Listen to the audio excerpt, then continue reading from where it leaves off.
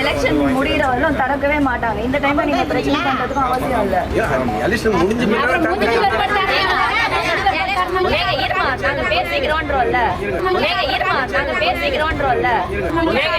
நாங்க பேசிக்கிறோன்றோம்ல.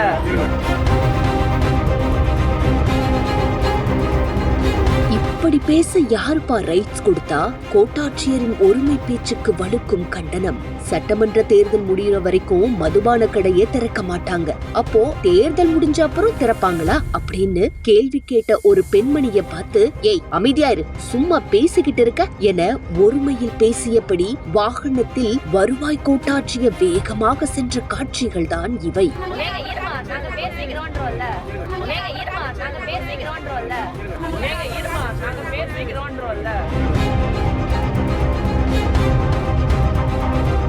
திருவள்ளூர் மாவட்டம் திருத்தணி அருகே எல்லம்பள்ளி கிராமத்துல அரசு மதுபான கடைக்காக கட்டிடம் கட்டப்பட்டு வருவதா கூறி அந்த கிராமத்தை சேர்ந்த பெண்கள் வருவாய் கோட்டாட்சியர் கனிமொழி கிட்ட புகார் கொடுக்க போயிருக்காங்க.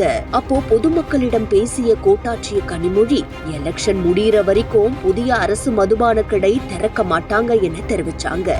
ஒரு கண ஆடி போன பெண்கள்ல ஒருவர், அப்போ எலெக்ஷன் முடிஞ்ச பின்னாடி திறப்பீங்களா என கேள்வி கேட்டாங்க. இத சற்றும் எதிர்பார்க்க கோட்டாட்சியர் கனிமொழி, அமைதியா இரு, பேசிக்கிட்டு இருக்கல்ல என ஆத்திரமடைந்து வேகமாக அரசு வாகனத்தில் கிளம்பி போனாங்க.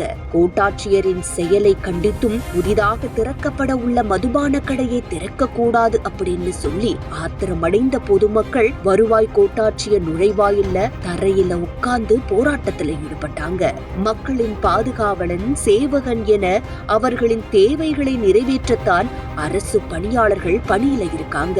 ஆனா மக்களோட கோரிக்கையை கூட காது கொடுத்து கேட்காம சகட்டு மேனிக்கு ஒருமையில பேசிய அரசு அதிகாரியான கோட்டாட்சியர் கனிமொழி மீது நடவடிக்கை எடுக்கணும்னு சொல்லி அந்த பகுதி மக்கள் கோரிக்கை வச்சாங்க.